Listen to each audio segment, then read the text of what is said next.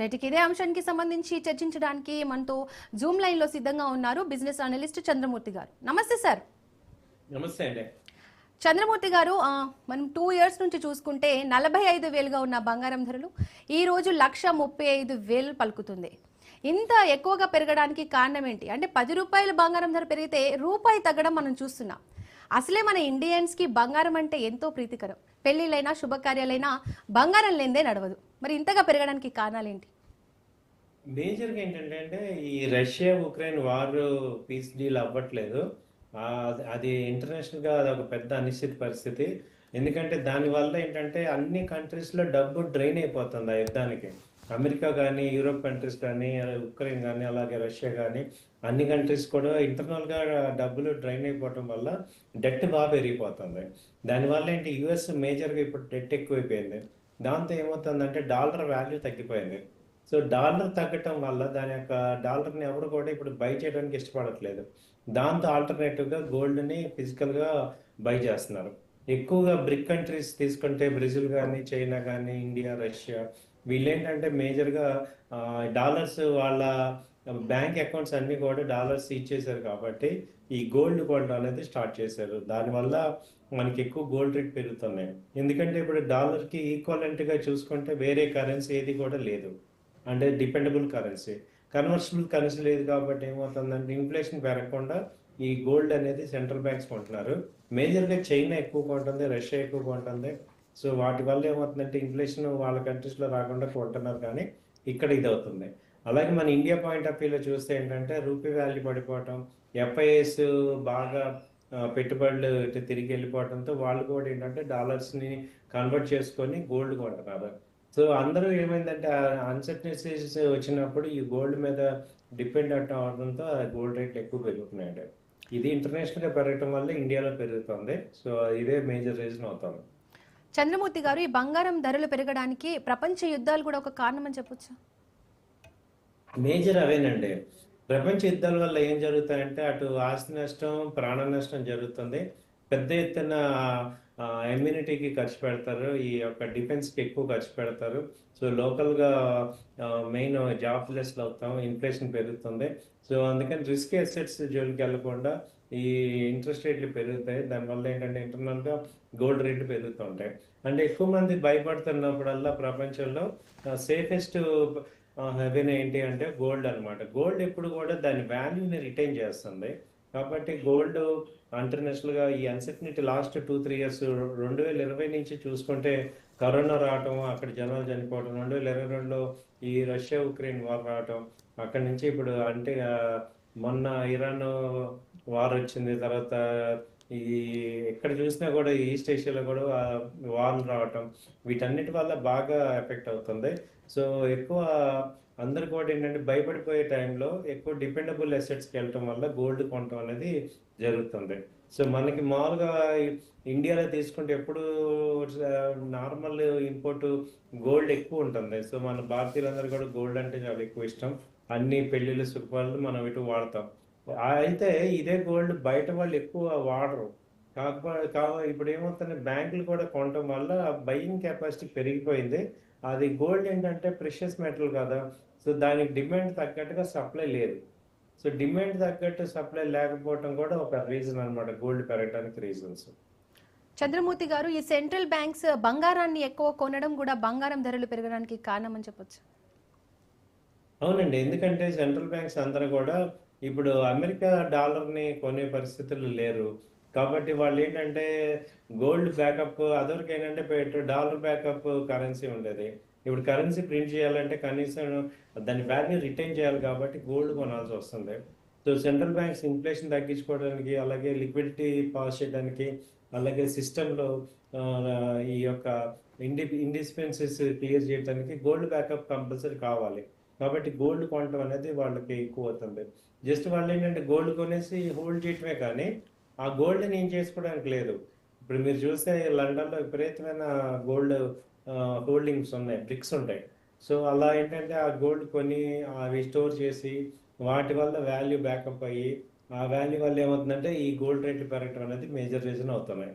So gold అనేది ఏంటంటే ఇక అల్టిమేట్గా ఇంకా కంటిన్యూగా అదివరకు ఎలా ఉండేదంటే ఒకసారి మార్కెట్ స్టెబిలైజ్ అయితే మళ్ళీ ఫాల్ ఉండేది. ఇప్పుడు అసలు ఫాలే లేదు, వన్ సైడ్ అప్ ట్రెండ్ అవుతుంది. ఇది ఎన్నడూ లేదు చరిత్రలో. ఈ మధ్య జరుగుతుంది ఇంత rapid growth without any down fall లేకుండా. అదే అలాగే చాలా ఎక్కువగా గోల్డ్ రేట్లు పెరుగుతున్నాయి. చంద్రమూర్తి గారు, దీర్ఘకాలికంగా బంగారం ధరలు ఎక్కడి వరకు వెళ్ళే అవకాశం ఉంది? మనం ఇంకా ఎంత పెరగడం చూడొచ్చు? తగ్గే అవకాశాలు ఏమైనా ఉన్నాయా? బంగారం ఏంటంటే మెయిన్గా ఇక్కడ పీస్ డీల్ వర్కౌట్ అవ్వాలండి. ఇంటర్నేషనల్గా పీస్ డీల్ ఒకటి వర్కౌట్ అవ్వాలి. అలాగే మన ఇండియా యుఎస్ టారిఫ్స్ ఒకటి అవ్వలేదు అగ్రిమెంట్. ఇప్పుడు 50% టారిఫ్ వేశారు. ఇండియా యుఎస్ టారిఫ్ కూడా జరిగితే కొంత వెసులుబాటు వచ్చి ఎఫ్ఐఎస్ మళ్ళీ ఇన్వెస్ట్ చేస్తారు. సో కొంత గోల్డ్ తగ్గే అవకాశాలు ఉన్నాయి. సో ఏదైనా జనవరి ఆ రేంజ్లో కొంత తగ్గే అవకాశాలు అయితే కనపడుతున్నాయి. ఎందుకంటే మేజర్గా జనవరి ఇది బడ్జెట్ సీజన్ ఉంది. అలాగే ఎఫ్ఐఎస్ మళ్ళీ మార్కెట్స్లోకి రావడానికి ఛాన్స్ ఉంది. ఈ యుఎస్ ఇండియా ట్రేడ్ డీల్ కనుక జరిగి అలాగే ఆ రష్యా ఉక్రెయిన్ పీస్ డీల్ కూడా జరిగింది అనుకోండి, అప్పుడు గోల్డ్ బాగా తగ్గే అవకాశం ఉంది. తగ్గినా ఇప్పుడు ఎంత ఉంది? యాక్చువల్గా 1,35,000 ఉంది. పెరిగితే 1,50,000 దాకా రావచ్చు రేపు మార్చి కల్లా. లేదంటే డౌన్ సైడ్ తీసుకున్న 1,19,000 1,17,000 వరకు రావచ్చు. ఇటైనా ఒక 20,000 అయితే ప్లస్ ఆర్ మైనస్ అయితే ఛాన్సెస్ కనపడుతున్నాయి. అంటే జనవరిలో కొంచెం తగ్గే అవకాశాలు ఉన్నాయని మీరు చెప్పారు. అప్పుడు పెళ్లిళ్ళ సీజన్ కూడా ఉండే అవకాశం ఉంది కదా. సో అవునండి. మనం పెరగడం ఎక్స్పెక్ట్ చేయొచ్చా, తగ్గడం ఎక్స్పెక్ట్ చేయొచ్చా? ఇప్పుడు పెళ్లిళ్ళ సీజన్ వాళ్ళకి ఏంటంటే నేను ఆల్టర్నేట్గా ఒక ఐడియా చెప్పేది ఏంటంటే ఒక 50% ఇక్కడ కొనుక్కోండి. ఎందుకంటే ఇక్కడ లాక్ చేసుకున్నారు అనుకోండి మీకు పెరిగే ఛాన్సెస్ ఉన్నాయి. కాబట్టి ఇప్పుడు ఆల్రెడీ మనం లాస్ట్ మంత్ నుంచి చూసిన తగ్గుతుంది అనుకుంటే ఇక్కడ తగ్గకుండా పెరిగిపోతుంది. లాస్ట్ టైం ఇంటర్నేషనల్గా $4,000 వచ్చినప్పుడు కట్ అవుతుందిలే అనుకుని డౌన్ ట్రెండ్ అనుకున్నాం, కానీ మళ్ళీ అక్కడ సపోర్ట్ తీసేసుకుంది. ఇప్పుడు $4,400 ఇంటర్నేషనల్గా. ఇప్పుడు ఎంత తగ్గినా $200 తగ్గుతాయి, కానీ ఒకసారి మళ్ళీ వెళ్ళదు. యాక్చువల్గా ఇది ఒరిజినల్గా స్టెబిలైజ్ రేట్ ఎక్కడ $3,000 దగ్గర ఉన్నప్పుడు యాక్చువల్గా స్టెబిలైజేషన్. ఇప్పుడు చూస్తే $1,300-1,400 ఇంటర్నేషనల్గా పెరిగిపోయినాయి. కాబట్టి మనం కూడా గోల్డ్ ఏమవుతుంది, మ్యాక్సిమం 1,00,000 వస్తుందా అని లాస్ట్ టైం లాగా అనుకుంటే వాళ్ళు అలాంటి రోజులు ఏం కనపట్లేదు. రావడానికి రీజన్స్ కూడా ఏం కనపడలేదు. అన్లెస్ అంటే ఇక్కడ బయింగ్ డిమాండ్ బాగానే ఉంది. అలాగే అక్కడ మెటల్ అవైలబిలిటీ కూడా తక్కువ ఉంది. కాబట్టి ఏంటంటే గోల్డ్ అనేది కంటిన్యూగా పెరుగుతుంటుంది. యావరేజ్గా ఏంటంటే గోల్డ్ విషయానికి వస్తే సంవత్సరానికి ఒక 20,000 పెరుగుతుందండి యావరేజ్గా. ఇప్పుడు ఏమైంది 2025లో, 2027లో ఎంతవరకు పెరగాలో అంత పెరిగిపోయింది. అంటే ఇప్పుడు యాక్చువల్గా 80,000 నుంచి ఇవాళ 1,00,000 రావాలి. 2026లో 1,20,000, 27లో 1,40,000, 1,50,000 వస్తే కరెక్ట్ సరిపోతుంది. ఇప్పుడు ఏమైందంటే 2027 రేట్లు ఇప్పుడు వచ్చేసాయి. బట్ ఒక్కసారి గోల్డ్ ప్రాబ్లం ఏంటంటే ఒకసారి కనుక ఆగి వెనక్కి వచ్చిందంటే మళ్ళీ రేంజ్లోకి వచ్చేస్తుంది. సో ఎందుకంటే గోల్డ్ అనేది డెట్ ఇన్వెస్ట్మెంట్. అదేమి ఇమ్మీడియట్గా మనకి మనీ బ్లాక్ అయిపోతాయి తప్ప మనీ ఎప్రిషియేట్ అవ్వదు. రేట్లు పెరిగితే కానీ ఎప్రిషియేట్ అవ్వదు. బట్ బ్లాక్ అవుతాయి కాబట్టి తగ్గే ఛాన్సెస్ కూడా మనం కొట్టివేయలేం. అలాగే తగ్గే ఛాన్స్ తీసుకున్న ఇప్పుడున్న పరిస్థితుల్లో 1,20,000 బేస్ రేట్ కింద అయ్యే అవకాశాలు ఉన్నాయి. 2026లో తీసుకుంటే 1,20,000 నుంచి 1,45,000 మధ్యలో వచ్చే అవకాశాలు కనపడుతున్నాయి. కాబట్టి ఏంటంటే డెసిషన్ తీసుకునేటప్పుడు ఒక 50% ఇక్కడ మనం లాక్ చేసుకుంటే రేపు పొద్దున్న డౌన్ అయినా ఒకవేళ అప్ అయినా ఎక్కువ ఫ్లక్చుయేషన్ అవ్వకుండా మనం చేసుకోవచ్చు. అది నేను చెప్పే సెషన్. చంద్రమూర్తి గారు, అలాగే ఈ ద్రవ్యోల్బణం నుంచి రక్షణ కోసం కూడా ఈ బంగారంలో పెట్టుబడి పెడుతున్నారా, పెట్టాలంటారా?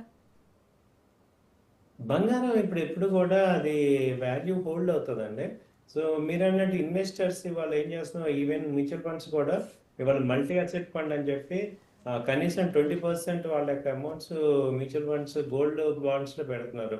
మ్యూచువల్ ఫండ్స్లో గోల్డ్ బీస్ అని ఉంటాయి, అలాగే గోల్డ్ ఈటీఎఫ్స్ ఉన్నాయి, గోల్డ్ బాండ్స్ ఉన్నాయి, గోల్డ్ ఇది డిజిటల్ గోల్డ్ ఉన్నాయి. సో వీటిల్లో ఇన్వెస్ట్ చేస్తున్నారు. మనందరం కూడా గోల్డ్ ఇప్పుడు ఏమవుతుంది, ఎవ్రీ ఇయర్ 20,000 ఇటు అప్రిసియేషన్ ఉంది కాబట్టి కొంత అమౌంట్ దీనిలో కూడా ఇన్వెస్ట్ చేసుకోవాల్సిన అవసరం అయితే ఉంది.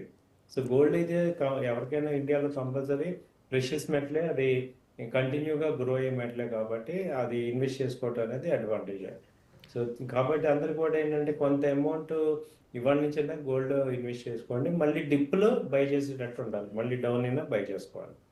అలా చేసుకుంటే మనకి ఏమవుతుందంటే, ఇప్పుడు ఆడపిల్లలు అంటారు, పెళ్లి కావాల్సిన వాళ్ళు మన మన పిల్లలే ఉన్నారు, వాళ్ళకి ఎటు 5 ఏళ్ళు 10 ఏళ్ళలో మనం అప్పుడు ఇంకా ఏ రేట్లు ఉంటాయి చూసుకోండి. ఇప్పుడే ఇలా ఉందంటే మన పిల్లలు పెళ్ళిళ్ళకి వచ్చేపాటికంటే ఒక 10 ఏళ్ళు 15 ఏళ్ళు తీసుకుంటే డౌన్ ద లైన్ ఎంత రేట్లు పెరుగుతాయి. కాబట్టి ఇప్పుడు ఉన్నది అసలు చాలా చాలా చీప్ రేట్ అన్నట్టు, when compared with 10 years 15 years long రన్లో చూస్తే.